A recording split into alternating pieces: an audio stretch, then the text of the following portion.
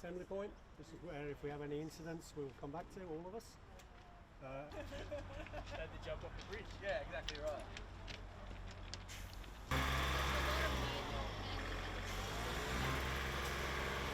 In there as well. That's because the pantograph is bumping up against it as The it was pantograph running. is going bang, bang, bang, bang, bang. Yeah, so smooth running for the pantograph as it goes It along. weighs a third of that. And this is the Well, first time we've used this. Yeah, we've used the old Arthur Fleury ones to that side, and the pantograph won't see it. Fantastic. Pantograph will be smooth, you won't get any of this. 4 a.m. Everyone's out. Trains are back on. People are getting to and from work. The reason this happens is because the wiring going into the tunnel is fixed equipment. A much better issue, contact collection.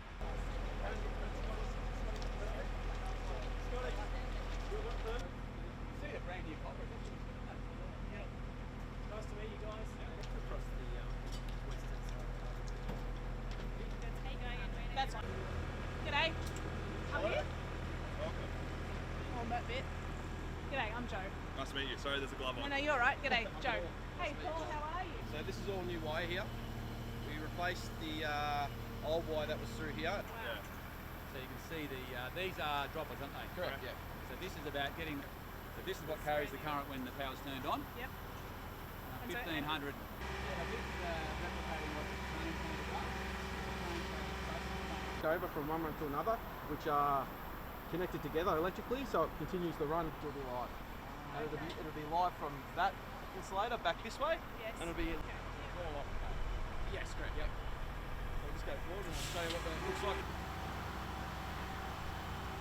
Oh, yes. So C1 is going. Arrangements down or up, because then that'll lift all of them up. Right. And with the container around the end.